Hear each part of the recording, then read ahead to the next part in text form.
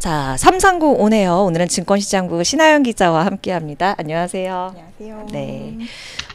요즘 증시 보면서 기다렸던 거기는 한데, 진짜 이게 맞을까? 왜냐하면 이렇게 강하게 또 올라온 게 거의 없었던 일이잖아요. 그래서 이렇게 느끼시는 분들이 많으실 것 같아요.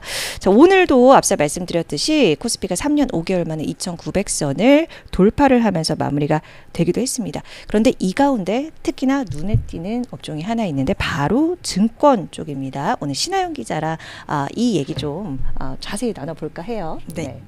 오늘 증권주 상승한 배경이랑 앞으로 이게 뭐 지금 들어가도 될지 이미 늦은 건지 이렇게 투자 전략을 한번 짚어보려고 하는데요. 네. 한 달 전쯤에 정수 선배가 방송에서 증권주 지금 신고가 랠리하고 있다 이렇게 말씀을 해주셨던 게 기억이 나는데 그 뒤로도 질주를 계속 더 했거든요. 최근 한 달 사이에도 더 많이 올라가지고 한번 더 짚어봐도 되겠다 싶습니다. 네. 자, 이 증권주 뜨거운 흐름을 좀 점검을 해봐야 될 것 같은데요.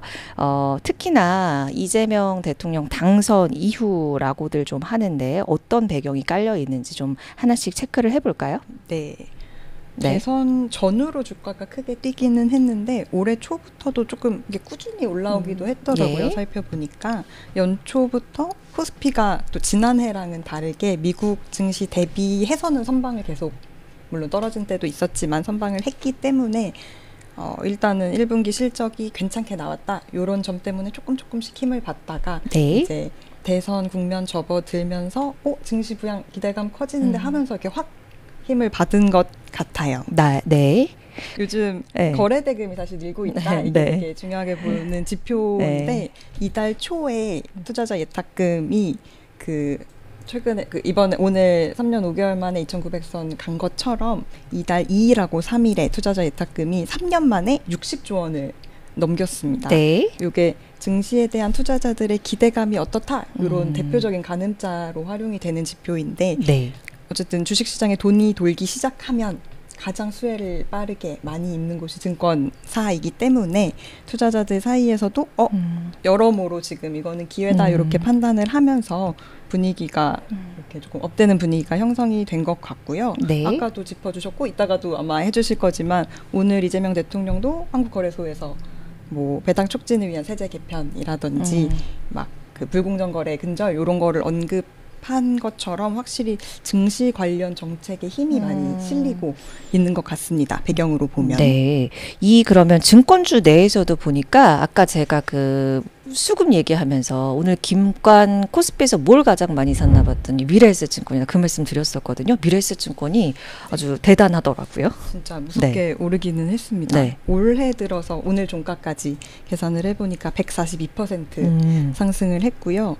연초 그러니까 1월 2일 첫 거래일에 8,100원이 종가였는데 오늘이 19,000원이 넘어갔으니까 정말 많이 올랐더라고요. 오늘 하루만 해도 7%대 가까이 6.9% 이렇게 상승 마감을 했고요.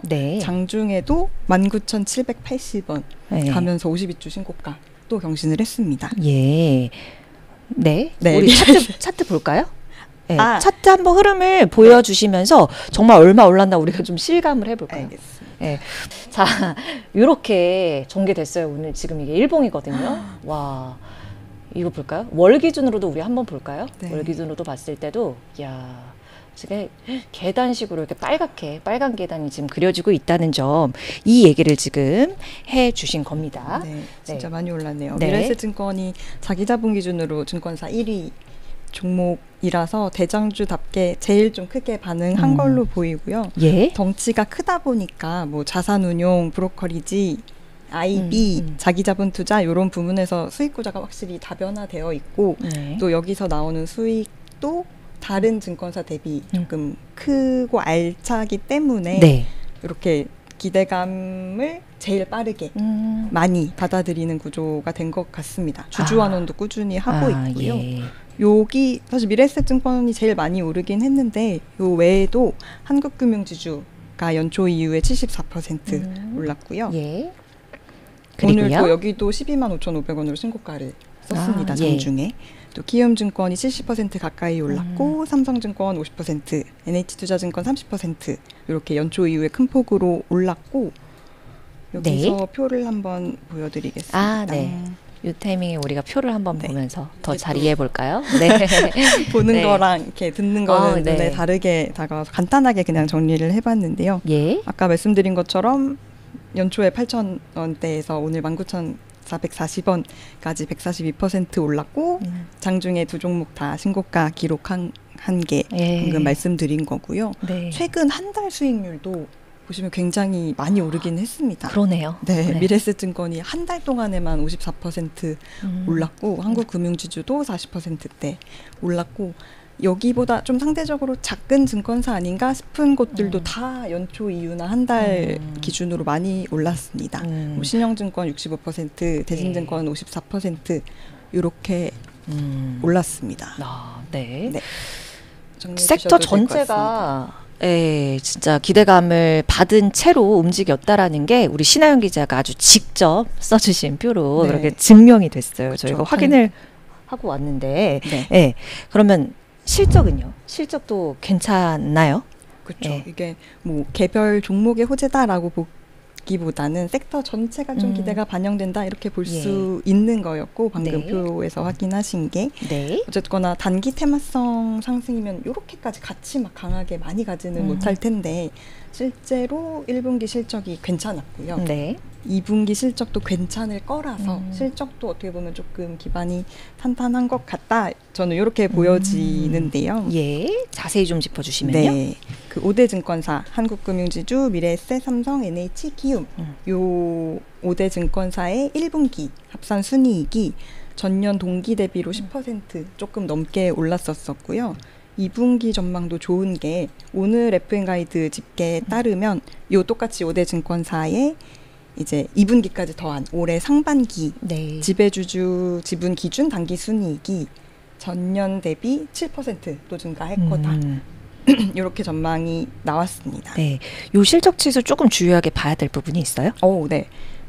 그 증권사의 메인 수익이라고 할 수 있는 게 수수료 수익인데요. 오늘 금감원에서 발표한 자료에 따르면 이제 요거는 5대 증권사 말고 60개 전체 증권사 기준으로 한 건데 수수료 수익이 3조 3,600억 원 이렇게 기록을 해서 전년 같은 기간보다 5% 증가했다. 근데 또 그중에서도 네. 해외 주식도 확실히 요즘 많이 늘고 있긴 한 게 체감이 되는 게 해외 주식 수수료만 84% 같은 기간 증가를 했다고 합니다. 아, 그렇군요.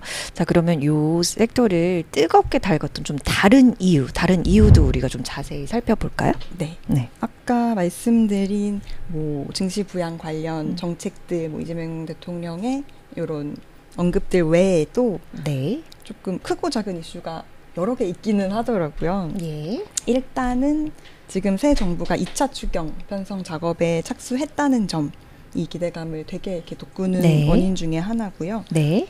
이거보단 조금 상대적으로 작지만 어쨌든 이것도 주목할 만한 배경이 된다라고 증권가에서 얘기를 하는 것들이 한국거래소가 최근에 파생상품 야간 거래를 자체 운영으로 전환을 했는데 요 점도 이제 증권사들의 이런 배당 수익에 도움이 될 거다 이런 분석이 있었습니다. 네. 그러면 지금 말씀해 주신 게 두 가지 그 호재거리라고 말씀을 드렸는데 하나씩 조금 더 자세히 설명해 주세요. 네. 추경부터 말씀을 네. 드리면요.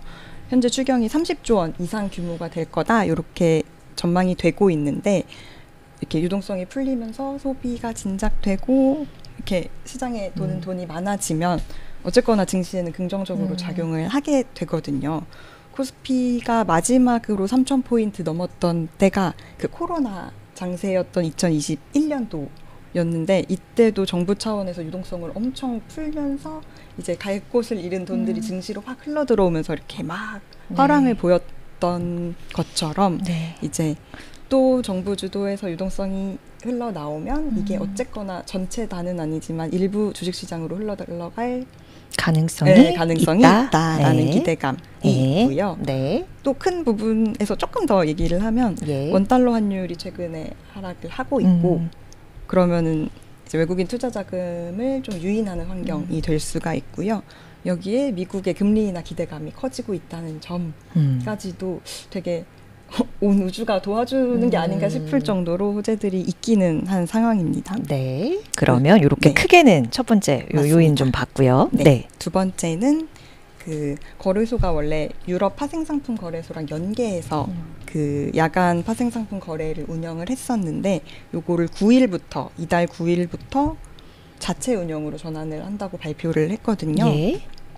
그렇게 되면 이제 상대적으로 거래소 수수료가 늘고 거래소 수수료 수익이 늘고 그 거래소 주요 주주인 중대형 증권사의 현금 배당 증가에도 도움이 될 거다.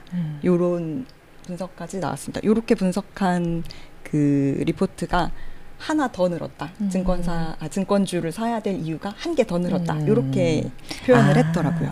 그렇게 이해하면 되는 거군요. 한 가지 더 사야 될 이유를 봤을 때 그 부분을 이제 짚어주신 거고, 그러면 이제 가장 중요한 게 결국 타이밍, 이 세 글자로 정리가 됩니다. 왜냐하면 앞서 이제 신하영 기자가 처음에 얘기를 할 때 박정수 선배가 한 달 전에 이야기를 할 때 그때만 샀어도 그 아까 표를 보여주시면서 막 40%에서 50%대 아주 놀람을 금치 못하면서 이제 말씀을 주고 계신데, 예.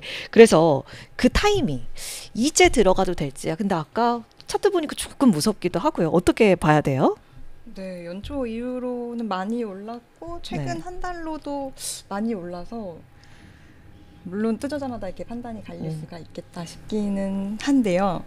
일단은 정책 수혜랑 실적 개선 이렇게 두 가지 재료가 아직 유효하다라는 데는 이견이 없는 것 같습니다. 또 새 정부가 뭐 상법 개정이라든지 자사주 소각 의무화라든지 뭐 상장사 지배구조 개선 이런 정책을 밀어붙일 가능성이 큰데 지금 상황으로서는 이렇게 되면 중장기적으로는 뭐 증권업 전반의 신뢰도도 올라가고 거래도 더 활력이 돌 거고 어쨌든 증시에는 좋은 방향으로 갈 가능성이 커서 지금도 늦었다. 그러니까 지금 너무 밸류가 비싸다라고 단정 짓기에는 어려울 것 같습니다. 네. 물론 그렇죠. 단기적으로 100% 이상 오른 종목 이렇게 되면은 수익 실현 수요가 있을 수가 있고 뭐 단기적으로는 빠질 수도 있기는 한데요. 2분기 실적까지는 한번 지켜보시면서 포트폴리오에는 조금 담아두시는 게 괜찮지 않을까라고 생각을 합니다. 네, 그러니까 증권가에서 아까 증권주를 사야 하는 이유 하면서 하나 덧붙인 게 아까 그 말씀이었잖아요. 더 다른 이제 분석들이 어떻게 또 전개가 되고 있는지 언급 좀 주신다면요. 안 그래도 그 리포트를 살펴보고 왔는데요. 박혜진 대신증권 애널리스트가 그 보고서 제목부터 조금 눈길을 끌었던 게 아직 파티가 끝나기엔 조금 여유가 있다. 아직도 한참이다. 좀 이런 느낌이었습니다. 정확한 제목은 아니지만요. 그래서 딱 그 보고서를 한 줄로 정리했을 때 이렇게 정리할 수 있을 것 같더라고요. 밸류에이션 부담을 논하기엔 아직 이르다. 미래에셋증권을 예로 들어서 분석한 게 있었는데 현재 PBR, 주가순자산 비율이 0.6배고 주가 수익 비율 PER이 7.3배 수준인데 아직도 역사적 고점 대비로는 낮은 상황이고 증권업 전체로 봐도 PBR이 0.63배, PER이 6배 정도라서 업종 전체로 봐도 상승 여력이 아직 남아있다라고 판단을 한다고 적어놨고요. 이론적으로는 PBR 1.0까지 가능하다고 판단한다. 그러니까 아직도 올라갈 수 있는 룸이 많다. 이렇게 진단을 해놨더라고요. 네. 그러면 중장기적으로는 여전히 이제 굉장히 유효하다 이런 시선을 갖고 있는 것 같은데 그렇게 해석해 보면 되나요? 네, 맞습니다. 네, 그럼에도 불구하고 이게 완전히 구조적인 밸류에이션 그 재평가가 되려면 몇 가지 전제는 필요하다라고 봤는데요. 첫 번째는 그냥 코스피 5,000포인트 달성 요게 아니라 조금 구체적인 로드맵이 실제로 나와줘야 된다. 만약에 갈 거라면 이렇게 첫 번째 전제를 얘기했고 또 증권사들 실적 변동성을 조금 줄여야 된다. 이게 오늘 그 금감원 자료 아까 잠깐 설명드렸지만 브로커리지 수익은 늘었는데 뭐 다른 부문에서는 손실이 난 부분도 있고 이렇게 됐더라고요. 그러니까 이렇게 증권사마다도 다르고 부문별마다도 다른데 이런 변동성을 조금 줄여야 되지 않나 이런 설명이 있었고 지금까지는 뭐 기대감이 주도했다. 하지만 이제 기대를 뒷받침할 만한 구조적인 변화가 필요하다. 이거를 체크해야 된다. 이런 내용이었습니다. 그렇군요. 네, 그러면 지금 지금 증권주 이 시점에 투자하고 싶으신 분들이 계시다면 이분들이 우리 신하영 기자 조언 한 말씀 주세요. 그럼 어떤 전략을 좀 제시를 하겠습니까? 개인적으로는 중장기 투자를 생각하시면 지금도 늦지 않고 충분한 시점이라고 저는 보고요. 예.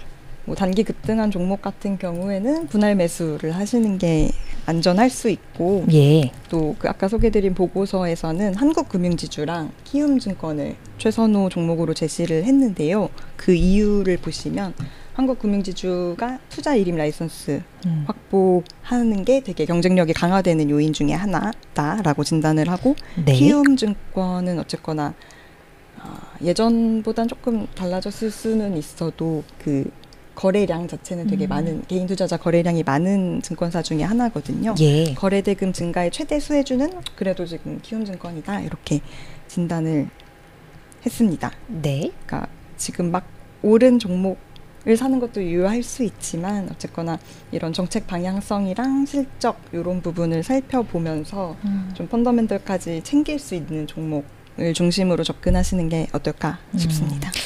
네, 이 기대감이 좀 펀더멘털과 말씀하신 이렇게 연결이 좀 될 수 있는 그런 여부도 좀 중요할 것 같고요. 예, 또 마무리 말씀 주신다면. 네. 주주환원 측면도 조금 네네네. 살펴보실 만한데요. 네. 그 배당 성향이나 자사주 매입 같은 것들로 주주가 실제로 얼마나 이익을 돌려받고 있는지를 체크하셔야 되는데, 어쨌거나 이번 정부 들어서 주주 환원 강화를 압박하고 있기 때문에 여기에 뭐 얼마나 선제적으로 대응하냐 이런 것도 조금 주가에 영향을 줄 수가 있고요. 네. 미래에셋증권 같은 경우는 또 많이 올랐던 이유 중에 하나가 지난해 밸류업 한참 하면서 그때부터도 주주 환원 문제를 되게 먼저 나서서 많이 공표를 한 부분이 있기 때문에 또 네. 그런 기대감도 같이 살펴보셔야 될 것 같습니다. 예. 오늘 말씀해 주신 게 좀 많기 때문에, 아주 풍부하기 때문에 마지막으로 이제 정리를 좀 해주십시오. 요 이제 증권주 투자를 위한 한마디 이렇게 좀 정리해 주신다면. 네. 예. 증권주는 단기 이슈로 볼 거는 아닌 것 같고요. 이번 장에서는 조금 정책 변화에 어떻게 보면 좀 중심축 중에 하나다라고 생각을 하고 바라보시면, 네. 중장기적으로는 뭐 정책이랑 실적 사이에서 누가 얼마나 이렇게 잘 갈까 이런 거를 많이 잘 체크하시면서 가면은 좋은 결과가 있지 않을까라는 기대감이 네. 개인적으로 있고요. 포트폴리오 상에서도 조금 적절한 비중으로 담아두시는 전략이 유효하지 않을까 생각합니다. 네. 좋습니다. 오늘 330 온에어 증권부 신하영 기자와 함께 꾸려봤습니다. 증권주 투자 고려하신다면 오늘 내용 참고하셔서 좋은 투자, 성공 투자의 한길 더 다가가셨으면 좋겠다는 바람이 듭니다. 오늘 함께 해주셔서 고맙습니다. 감사합니다.